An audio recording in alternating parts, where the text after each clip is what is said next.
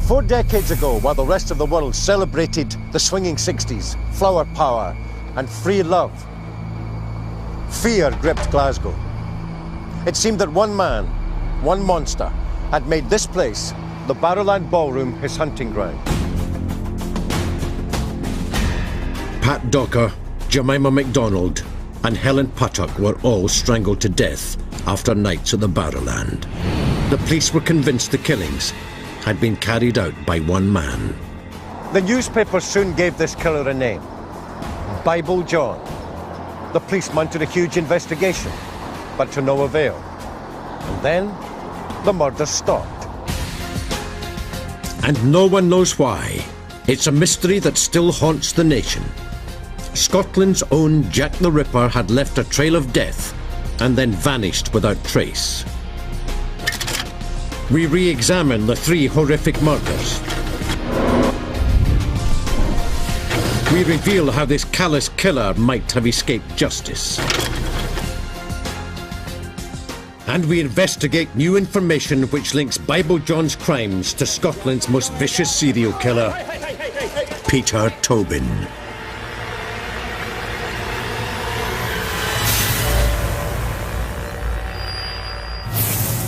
Early morning, spring 1968.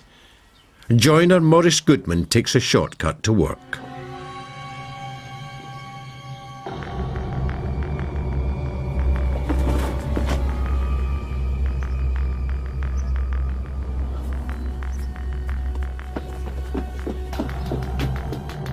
"25-year-old Pat Docker's body was found here, Carmichael Place in Langside, on the 23rd of February, 1968. The Bible John story had begun. This is where Pat Docker's lifeless body was discovered. She was lying on her back with her head deliberately turned to the right. Marks on her neck indicated she'd been strangled. Pat was on her period. A sanitary towel was found near her body. And she was naked, except for one shoe. There was no sign at all of her clothes or belongings. Had she been murdered elsewhere and dumped here? The lack of evidence at the crime scene made life difficult for the police. And door-to-door inquiries yielded no major leads. Nobody heard anything. There was one report of somebody hearing somebody shouting, "Leave me alone," but that was all. There was a possible sighting of a car, but that was all. Pat lived with her parents, having recently separated from her husband. The police approached them to find out Pat's movements the night before. Pat's parents said she set off for a night on the town at 6:30. She was a very hard-working woman. She was described by many people as an angel, and that's really what she was in her working life. She was a nurse. She really dedicated her life to helping people who were really vulnerable and needed help, and her way of escaping from that was to go out dancing, and she enjoyed that more than anything. But when Pat left home that bright spring evening, she was never to return. On the night Pat was murdered, she told her parents she was going to the majestic ballroom in the city centre. But that wasn't the truth. Pat actually came here to the Barrowland Ballroom in the east end of Glasgow, an area of the city with a rough reputation. It was an over-25s night, otherwise known as a grab-a-granny night. The Barrowland was a Glasgow institution. For working class people, it was a chance to get drunk, go wild, and forget their troubles. Grab-a-granny night could be summed up in 3 words. Sodom and Gomorrah. It was married men on the pool, married women on the pool, and those who couldn't get anybody at all on the pool. Just some place you had to see it to believe it. Because Pat lied to her parents about where she was going that night, the police didn't find out she was at the Barrowland for weeks. By that time, memories had faded. The clients were under the influence of drink, couldn't string 2 sentences together, some of them could barely stand. They found it difficult to talk to you. On the other hand, they didn't want to talk because, if you like, they shouldn't have been there. Months of detective work turned up no witnesses and no credible suspects. Despite police attempts to keep it in the public eye, the Pat Docker story became tomorrow's fish and chip paper. But then 18 months later, all that was to change.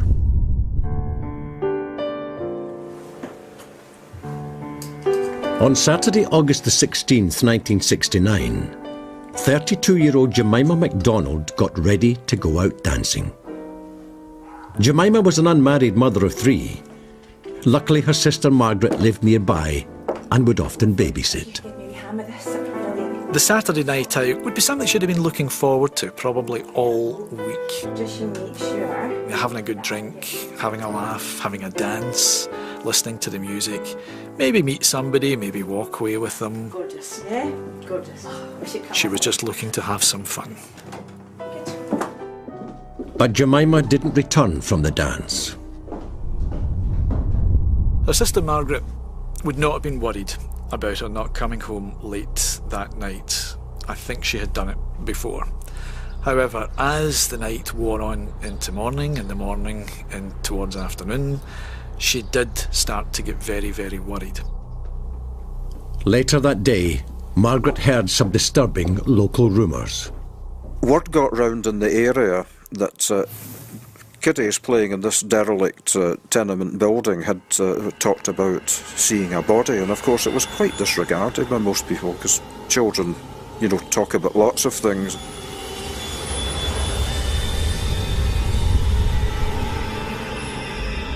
By Monday morning, Margaret was so worried she went to the building to investigate.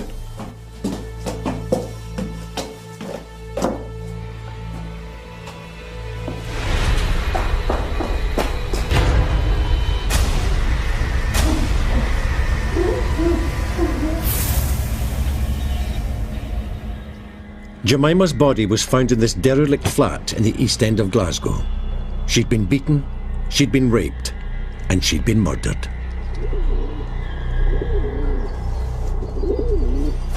Jemima's clothing was in disarray when her battered body was found. Like Pat Docker, she'd been menstruating at the time she was murdered. A sanitary towel was placed near her body. Like Pat, her handbag was missing, possibly taken as a trophy by her killer. And like Pat, Jemima had been strangled.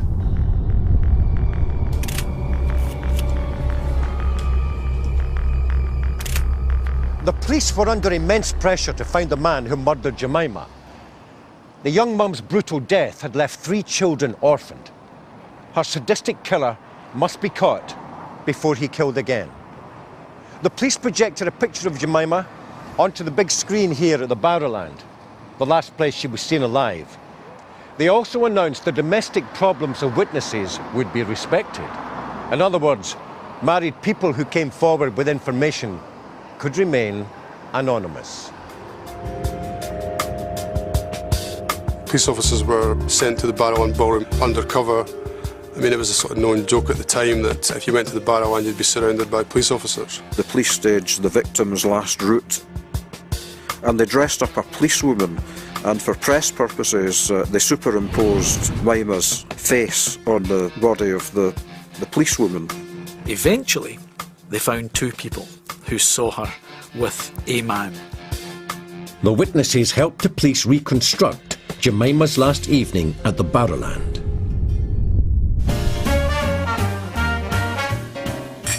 Shortly after she got to the ballroom, Jemima met a tall, good-looking stranger.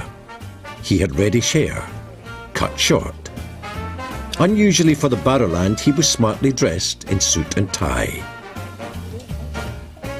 Jemima and her new partner seemed to be getting on famously and left together around midnight. Jemima was never seen alive again. The police were willing to try anything to catch the killer.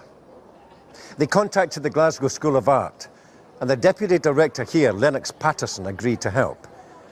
He interviewed the 2 eyewitnesses separately and produced this artist impression from their accounts. It was soon on TV screens and newspapers throughout Scotland. That sketch was the very first time that anything like that was released to the press in Scotland, and special permission had to be sought. How anybody could recognise somebody from that drawing, it's just impossible. I mean, it was hopeless, to be honest with you. Despite the intensive publicity campaign and Jemima's parents offering a reward, the police investigation drew a complete blank. It was as if the killer had vanished off the face of the earth. But this time, police wouldn't have to wait 18 months before he struck again. In the late 1960s, Glasgow police were investigating 2 murders. Pat Docker, found strangled in February 1968. And Jemima MacDonald, also strangled in August 1969.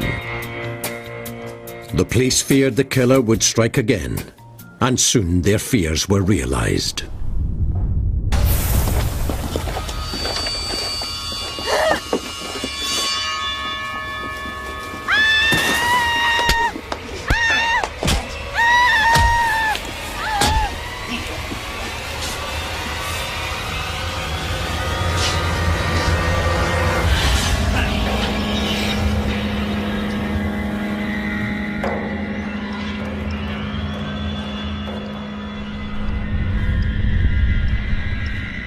On the 31st of October 1969, married mother of 2, Helen Puttock, was found brutally murdered. Her body was discovered behind these houses in Earl Street, Glasgow. The crime scene yielded important clues about the horrific events of the night before. The contents of Helen's handbag were scattered nearby, indicating she'd been forcibly dragged to the place where she was attacked. There was grass on the soles of her feet, implying Helen tried to escape her killer by running up this bank. When the killer caught Helen, he used extreme violence. She'd been beaten around the face and head, and there was a deep bite mark on her wrist. Helen clearly put up a fight.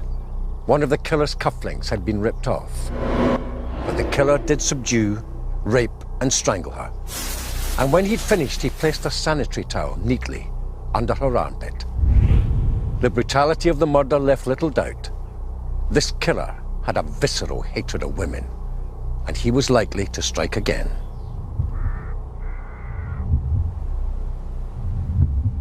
It was only 2 months since the last body was found.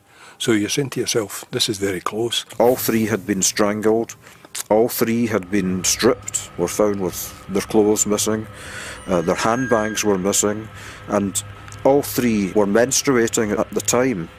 The way that he battered these girls before he actually strangled them, you know, this could well have been caused by the fact that he was not going to get what he was after. Marine murder room, Beatty. The murder investigation was led by Detective Superintendent Joe Beatty. His first port of call was Helen's sister Jeannie, who'd been with her the night before. She helped Joe piece together Helen's last known movements.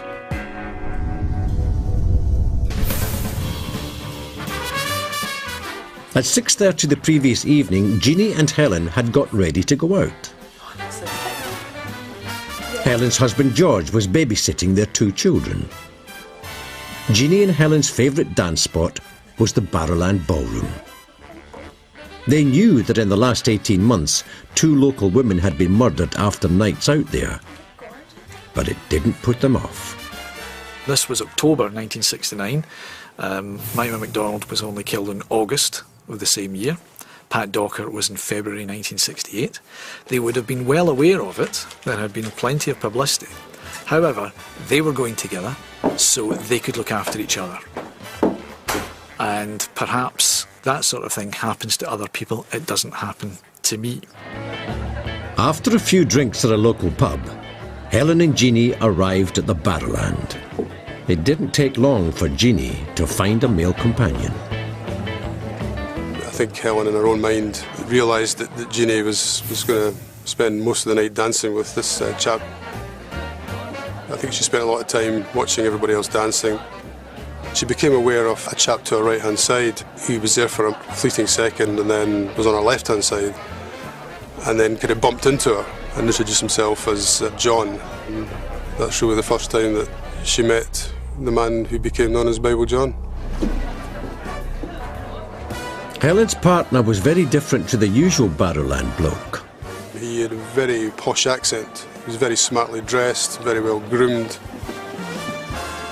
This guy, when the ladies came back to the table, he would stand up to give the seat to one of the ladies. He was a gentleman. But towards the end of the evening, John revealed a volatile temper after a faulty cigarette machine had taken Jeannie's money. He just changed in an instant. His eyes became very dark, became very brooding, and it was a complete change to what he'd been earlier. He had an air of authority about him. A normal punter would have been bounced literally down the stairs and onto the street, but they didn't do that with this guy. When they left the ballroom, Jeannie's partner said his farewells and walked to a nearby bus stop. Jeannie, Helen and John went off in search of a taxi.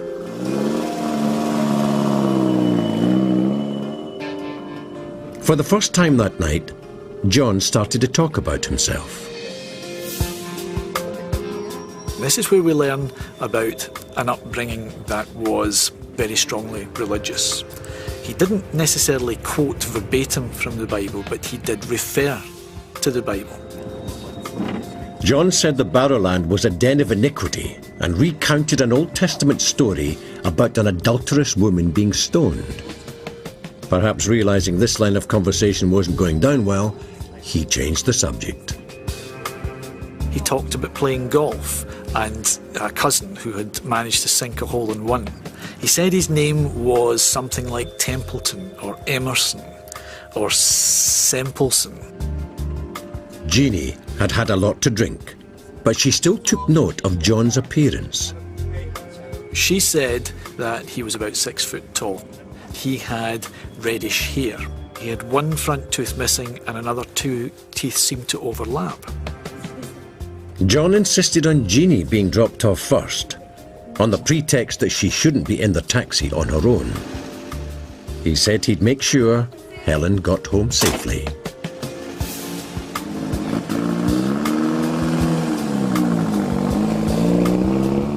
Jeannie never saw her sister alive again.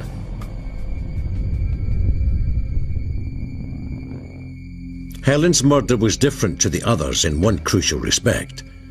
This time, the police could interview someone who'd spent an entire evening with a suspected killer. What better witness can you get? An absolute eyewitness, a woman who sits in a taxi with him. You can't get a better witness than that. Joe Beattie decided that Jeannie's memory of the suspect was clear enough to commission a second artist's impression. Here it is. The image took Jeannie's breath away. Aye, that's him. Nae bother. That'll get him. This image was given to every newspaper in Scotland and made into posters for distribution throughout the country. Everyone thought it was only a matter of time before the killer would be behind bars. Once the portrait had gone out, once the appeal had gone out, people came out of the woodwork and said, I believe that Bible John is the man next door, I believe it's my cousin, I believe it's the man upstairs. Each and every one of them had to be investigated. It was a huge undertaking. Anyone who remotely looked like the photo picture was the subject of whispers. The atmosphere was definitely very tense at the time in Glasgow because people were frightened. It was in the public consciousness in a very big, dark way. The lurid headlines in Glasgow's Mitchell Library archive show how the first 2 murders had already captured the public imagination. But the third murder added a whole new dimension. Jeannie's vivid recollections of the prime suspect, now he had discussed religion and recounted stories from the Old Testament, were widely reported. It led to the murderer being given a name for the first time, a name which would capture the public imagination for years to come. Bible John. The police launched one of the biggest manhunts in Scottish history. 100 officers worked on the case and more than 50,000 statements were collected. All 240 tailors in Glasgow received a visit to follow up Jeannie's description of Bible John's suit, and 453 barbers were quizzed about reddish-haired men. The police even took to the dance floor to try to find witnesses. Our colleagues christened the boys who went round the dance halls the Bible John Formation dancing team, and there was about, 10, maybe 12 of us. In the first year of the Helen Puttock inquiry, more than 4,000 people came forward with information and 5,000 suspects were interviewed and eliminated. It was absolutely incredible. I don't think there was one family in the west of Scotland who didn't have a relative or know somebody who'd been interviewed by the Bible John squad. But in spite of the size of the investigation, the police failed to make one single arrest. You can be the best detective in the world, but if you don't have the luck, then you're beat. The Bible John case then took a totally unexpected twist. It was the last thing anyone anticipated. The killings stopped. Pat, then Jemima, then Helen, then nothing. Months and then years went by without one more murder bearing the hallmarks of Bible John. The reason is still a mystery to this day. The police investigation was quietly wound down, but the questions about why the killing suddenly ended remained. To suddenly stop like that is very unusual, and there was a number of hypotheses at that time. A, the guy was in the army and gone away again. A, he'd been committed other crimes and be in prison because of that. But he would still have had to come out, and you would have expected the pattern to continue again. He's moved somewhere else. He's dead. The sudden halt in the Bible John killings is certainly a puzzle, but perhaps there is a part of this mystery that is even more fundamental than that. Did Bible John exist at all? Late 1960s Glasgow. 3 women brutally slain. All 3 strangled after a night dancing at the same ballroom. Police hunted a man the media christened Bible John. But was more than one killer at large? Pat Docker's body was found here, in Carmichael Place, Glasgow. The killer threw her handbag into the nearby River Cart, but the river isn't visible from the lane. So Pat's killer must have had local knowledge of this area to know where to dump the evidence. Jemima MacDonald was found here, in Macheath Street. Now, Jemima's killer knew where to find a derelict building to carry out the murder.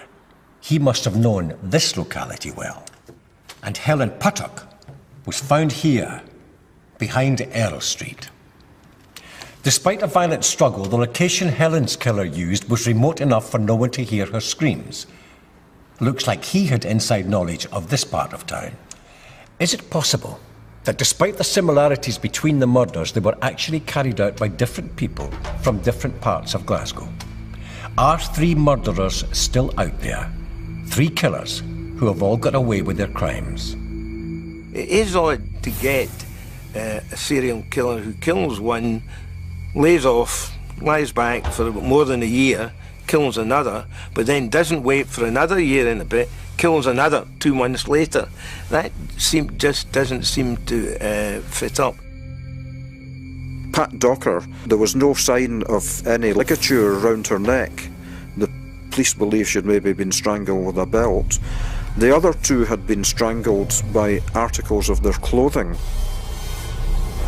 The last murder was very unusual in that the victim's sanitary towel was found under her arm, and it makes you think that perhaps that was different from the other 2. Could there be 3 separate murderers who, 1, strangled their victims, raped their victims, and beat their victim, and stalked the Barrowland Ballroom?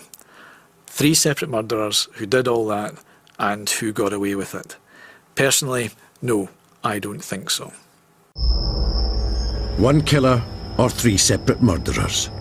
The Bible John story was full of questions, but there were no answers. Through the 1970s and 80s, the Bible John legend achieved mythical status in Scotland. There was always the feeling that somebody knew who he was and he was being protected. There was this horrible sensation of fear. This bogeyman in the cupboard, where was he? Was he being concealed? Would he get out again?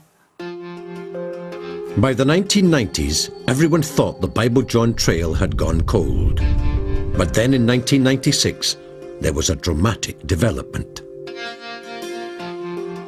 Former soldier John McInnes had long been rumoured in his local community to be the man behind the 3 murders.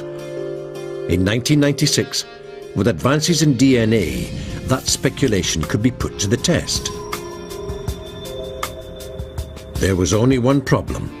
McInnes had committed suicide 15 years earlier.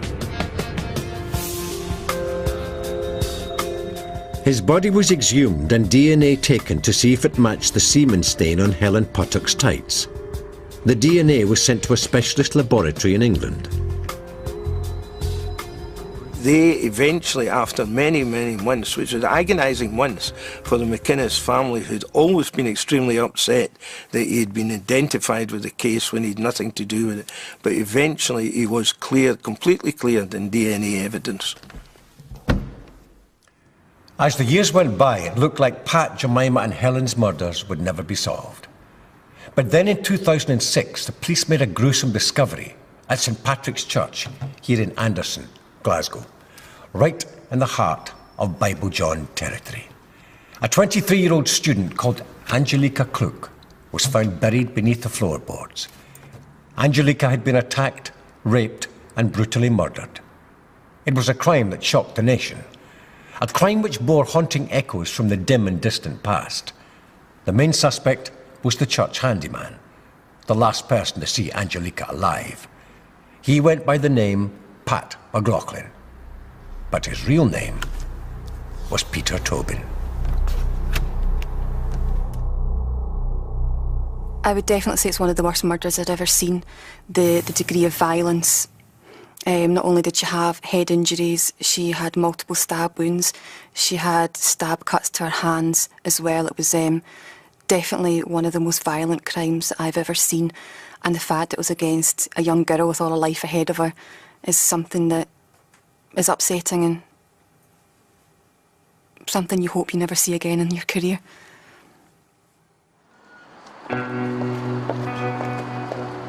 Forensic science has moved on since the time of Bible John. It didn't take long for this sickening crime to be solved. We recovered semen from Angelica Klook's body, and by the Monday morning, from the Saturday at the crime scene, we had obtained a DNA profile which was searched against the National DNA Database, and we obtained a hit against Peter Tobin. Peter Tobin was convicted of Angelica's murder in 2007 and sentenced to 21 years. But monsters like Tobin don't usually start killing at the age of 60. The police started to investigate Tobin's possible links to unsolved missing person cases. One such case was the disappearance of 14-year-old Vicky Hamilton in 1991. Vicky vanished from Bathgate whilst waiting for a bus. Tobin lived in Bathgate at the time. It was too much of a coincidence for the police to ignore. Is there any way that you can assist us in finding this girl now? No. Her parents don't know, her father doesn't know where she is, her family, we don't know. Sorry, I can't help you. You know what I mean, man? As I say, I've never met her. You know what I mean? I've never. While Scottish police questioned Tobin about Vicky Hamilton, Essex police reopened one of their missing person cases. 18-year-old Dinah McNichol disappeared whilst hitchhiking home from a music festival in 1991. The police discovered Tobin had moved from Bathgate to the seaside town of Margate, just before Dinah went missing. They obtained a search warrant to dig up the back garden of Tobin's former Margate home. It took the forensic team less than 12 hours to find a body. But it wasn't Dinah. It was Vicky. Her body was found in the south of England, some 400 or 500 miles away from Bathgate, where she disappeared, 16 years after she'd disappeared. And there she was, after all that time. I think stunned silence was the phrase that one of the Scottish officers used when I asked him his reaction to that news. Forensic tests revealed that Tobin had drugged, raped and strangled Vicky in his Bathgate home. Later he cut her body in two, transported her remains to his new house in Margate and buried her. But Tobin's horrors didn't end with Vicky. The police continued to search his Margate garden and soon found another buried body, that of poor Dinah McNichol. Tobin was convicted of both murders and given long jail terms. But the police were left with a disturbing question. How many other crimes has this depraved psychopath committed? The murders of Vicky Hamilton, Dinah McNichol and Angelica Klook bore uncanny similarities to those of Pat Docker, Jemima MacDonald and Helen Puttock all those years ago. And Peter Tobin lived in Glasgow around the time of these murders. Is Peter Tobin Bible John? Peter Tobin is one of Britain's most notorious serial killers. The murders he committed appalled the nation. Andy Bevan works for the Mail on Sunday. His paper secured an interview with Tobin's first wife, Margaret. She gave a chilling insight into Tobin's state of mind in the late 60s, the time of the Bible John killings in Glasgow. She was, by her own admission, quite sort of wide-eyed, perhaps, and a little bit rebellious, which had drawn her towards this man, who she described as being very charismatic, very well-dressed.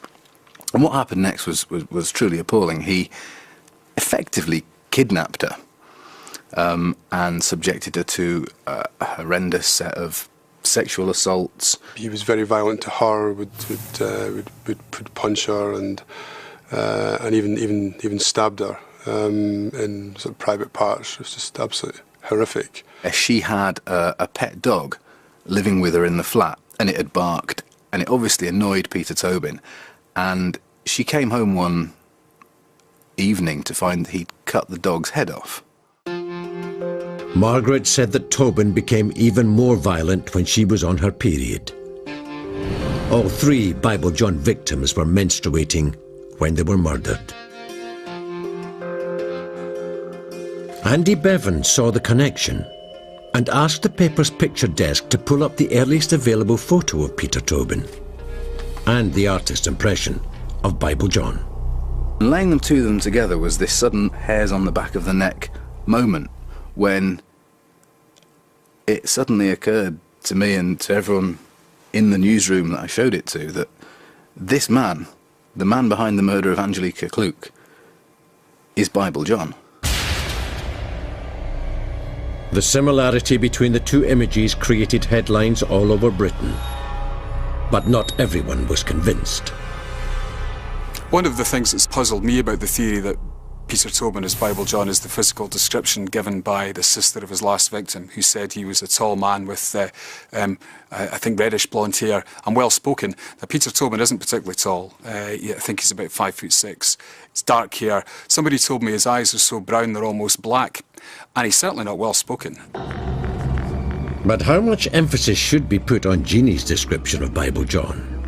She was very drunk the night her sister was murdered. And the Barrowland bouncers had him shorter than 6 foot and with brown hair. There may be different opinions on whether Tobin resembles the artist's impression, but there is no disputing he was extremely violent in 1968.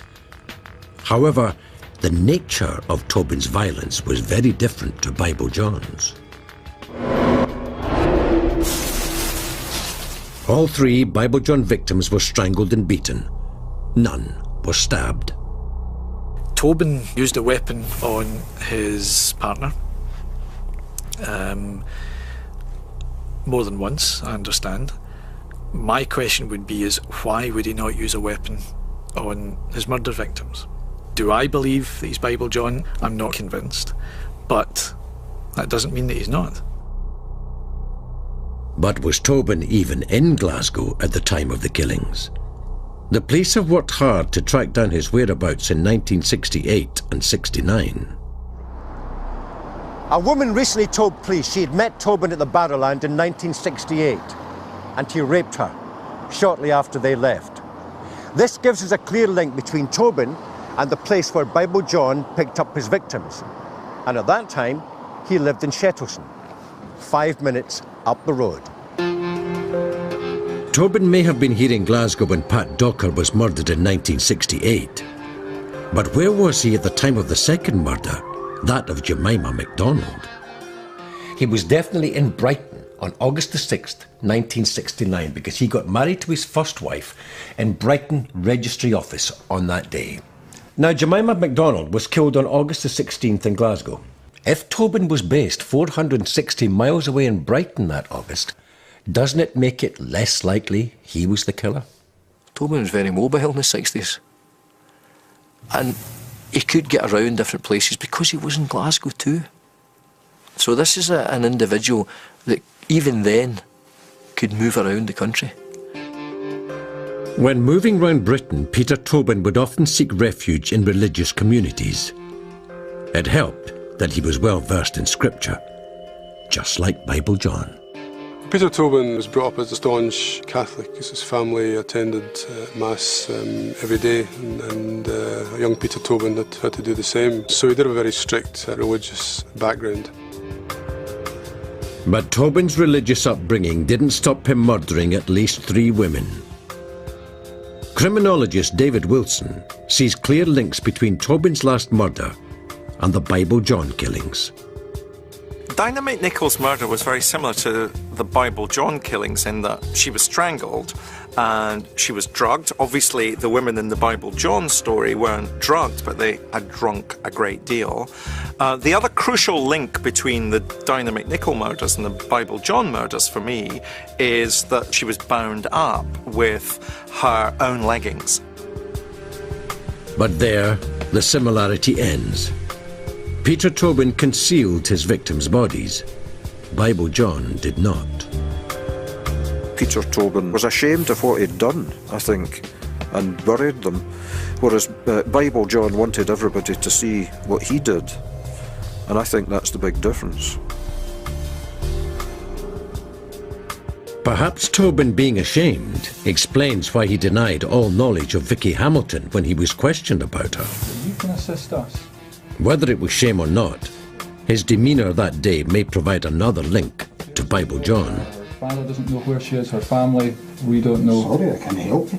He effectively stood up to authority, and this has resonance with the case of Bible John, where Helen Puttick's sister Jeannie was trying to get cigarettes and machine. He immediately switched to this very authoritative, powerful man who demanded answers from the management as to why this wasn't happening, and became a very domineering character. This was completely at odds with the Ween previously in the night, and it's very similar to Peter Tobin, who can seem very placid, and then all of a sudden it just takes something to switch him and he becomes a completely different person. Scummy bastard! Hey!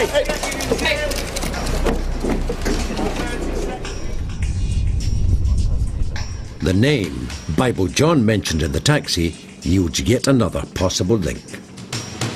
Jeannie Williams found it difficult to remember precisely what the surname was, but she remembered it as Templeton, Emerson, or Sempleson. Peter Tobin regularly described himself, used the alias John, and he often used the surname Semple. John Semple or John Sempleson. What is the chance of having two different serial killers using very, very similar pseudonyms? I don't think that's chance at all, because I think they are one and the same killer. By all accounts, Bible John was quite a charmer. Tobin has a similar reputation. Peter Tobin's ability to switch on the charm enabled him to persuade 3 women to marry him, and 2 of those to have children by him. Now, you may think that's unbelievable, but I have first-hand experience of Peter Tobin's charm. Through my charity work, I visited St. Patrick's Church while he was working there. We talked together in the garden for 10 minutes. He was very complimentary about my work, and he seemed a thoroughly pleasant man. But this thoroughly pleasant man confessed to a prison psychiatrist that he killed 48 women. Then he sneered. Now prove it. Peter Tobin's third wife, Kathy, was one of the many women to fall under his spell. I don't know how he does it, but he knows. He must have something written on my head, and all these other women that he has hurt must have it as well. He must see something that other people don't see.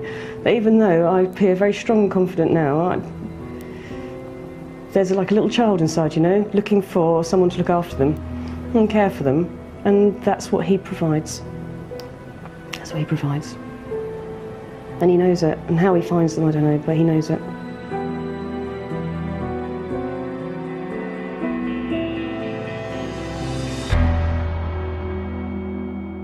It would be fascinating to see if Peter Tobin in 1969 looked like the artist's impression of Bible John from that time.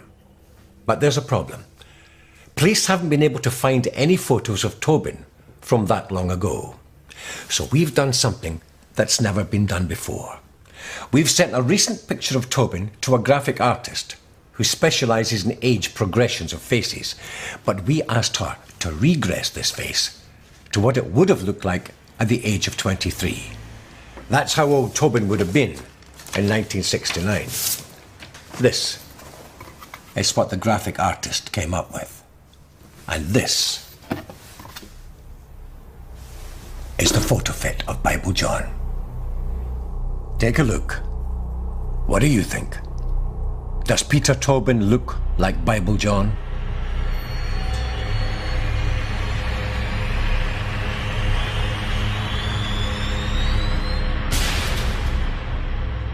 But artists' impressions are never going to give us a definitive answer. One thing that might is DNA. As part of their investigation into Tobin's other possible crimes, the police compared his DNA to that from the semen stain on Helen Puttock's tights. Previous colleagues did work on the tights and obtained a male profile from semen staining. I got hold of those profiles when we were looking at Peter Tobin and compared the profiles from that file with Peter Tobin's profile from my file and found that they didn't match. If the semen stain was Peter Tobin's, this is a different ballgame. Then we know Peter Tobin's with the victim at that time. The mere fact that that is not Peter Tobin's does not necessarily eliminate him. In fact, it doesn't. With no DNA linked to Tobin and no confession, the police are no nearer to solving the mystery. People can speculate and say, I think Tobin is such and such are responsible for that, but we're the police, we deal in evidence. If there's no evidence, we can't say and we won't say. One last clue for you to consider. Bible John was described as having a missing upper tooth. We've tracked down this photo of Tobin from 1973. It's been enhanced as much as possible. Does that look like a gap in his front teeth to you? What do you think? Is Peter Tobin Bible John? Whether Peter Tobin is Bible John or not, there can be little doubt there are other victims of his out there. How evil must you be that once you've been caught and convicted, you still don't give the grieving relatives of your other victims the answers they crave? For the relatives of Helen, Patricia and Jemima, and for others whose loved ones have gone missing, the heartbreak shows no sign of ending.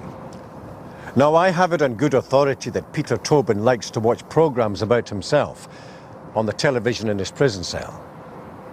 So, Peter, if you are watching this, here is my message to you. Put all this conjecture to rest and tell the truth. It's time to put a lot of people out of their misery at last. If you think you have any relevant information about Peter Tobin or the Bible John murders, contact the police at this address.